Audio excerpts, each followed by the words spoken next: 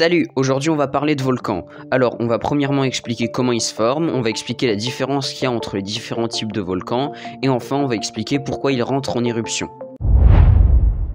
Avant toute chose, il vaut mieux savoir comment se forment les volcans. Donc ils peuvent se former de différentes manières, par exemple quand deux plaques tectoniques rentrent en collision, quand deux plaques tectoniques se séparent, ou encore même quand l'une des plaques passe sous l'autre.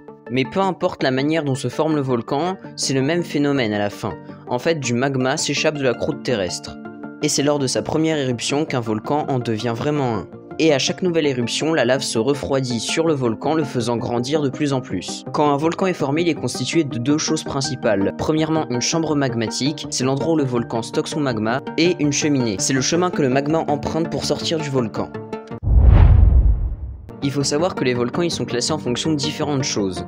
Donc ils peuvent être classés en fonction de leur activité, donc s'ils sont endormis, éteints ou toujours en activité. Ils peuvent aussi être classés en fonction de leur forme, donc comme les volcans boucliers ou les stratovolcans. Et enfin en fonction de leur type d'éruption, comme les volcans stromboliens, péléens et autres. Mais je vais pas faire une liste exhaustive de tous ces volcans et les décrire dans cette vidéo, sinon elle va durer beaucoup trop longtemps. Mais je vais vous mettre un article en description qui expliquera ça beaucoup mieux que moi.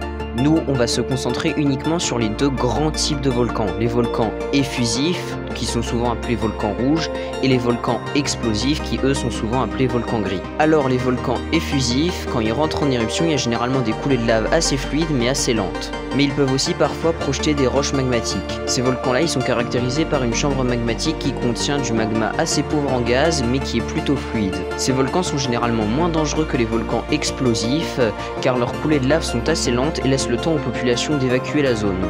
Et les volcans explosifs, justement, sont beaucoup plus dangereux quand ils rentrent en éruption.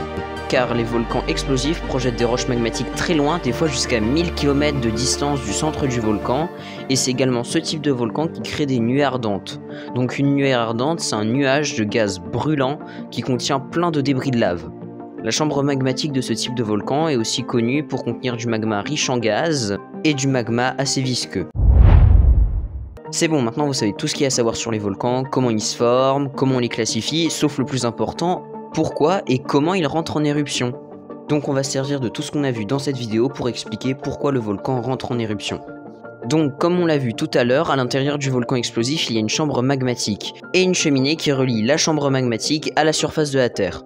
Mais il arrive parfois que la lave bouche la cheminée. Comme on l'a dit plus tôt, les volcans explosifs contiennent du magma riche en gaz. Ce gaz contenu dans la chambre magmatique essaye alors de remonter par la cheminée, mais il ne peut pas sortir à cause du bouchon de lave. Le gaz s'accumule alors dans la cheminée et fait augmenter la pression jusqu'à faire exploser le bouchon et en projeter des morceaux partout dans l'air.